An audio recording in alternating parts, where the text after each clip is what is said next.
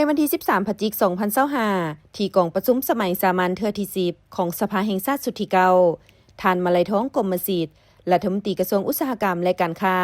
ได้ชี้แจงต่อคำสักถามของสมาชิกสภาแห่งชาติว่า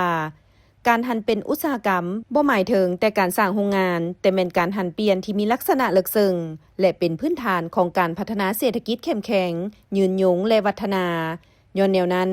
พรรคเฮาจึงกำหนดแนวทางการหันเป็นอุตสาหกรรมและทันสมัย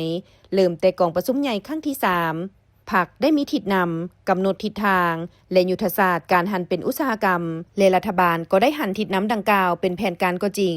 แต่การหันเป็นอุตสาหกรรมในระยะผ่านมายังเผชิญกับอุปสรรคและสิ่งท้าทายหลายอย่าง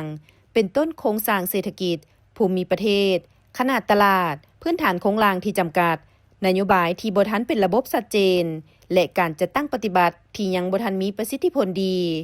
ดังนั้นแขนงอุตสาหกรรมและการค้าได้กำหนดทิศทางการหันเป็นอุตสาหกรรมใน 5 ปีต่อหน้าโดยจะสุ่มใส่3แขนงต้นต่อคืออุตสาหกรรมปรุงแต่งอุตสาหกรรมพลังงานและอุตสาหกรรมบ่อแฮพร้อมนี้เพื่อส่งเสริมการหันเป็นอุตสาหกรรมในแขนงบ่อแฮ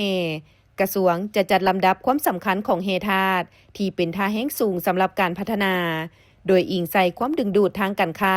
และตลาดและแฮธาตุที่เป็นเป้าหมายการพัฒนาของลาว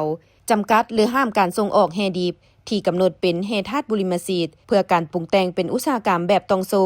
เพื่อหาประกันให้มีวัตถุดิบเพียงพอเพื่อดึงดูดการลงทุนขนาดใหญ่คัดเลือกหรือประมูลเอานักลงทุนที่มีคุณภาพเพื่อมาเป็นคู่ร่วมยุทธศาสตร์พัฒนาอุตสาหกรรมเป็นระบบต้องโซ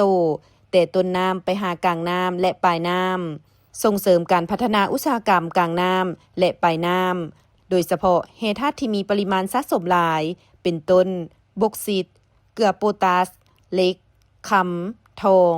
และแฮธาตุหายากส่งเสริมการร่วมมือกับรัฐวิสาหกิจหรือวิสาหกิจภายในเป็นแบบบริษัทหุ้นส่วนเพื่อผูกมัดการพัฒนาและถ่ายทอดความรู้วิธีการและเทคโนโลยีให้แก่วิสาหกิจภายในส่งเสริมการพัฒนาทรัพยากรมนุษย์โดยเฉพาะในคงเขตบ่อแฮถ่ายทอดความรู้เทคโนโลยีและการค้นคว้าวิจัยเพื่อให้เกิดคลังความรู้และการพัฒนานวัตกรรมโดยการกำหนดเป็นเงื่อนไขติดพันกับการได้รับสิทธิ์ลงทุนและพัฒนาแฮธาตุอยู่ลาว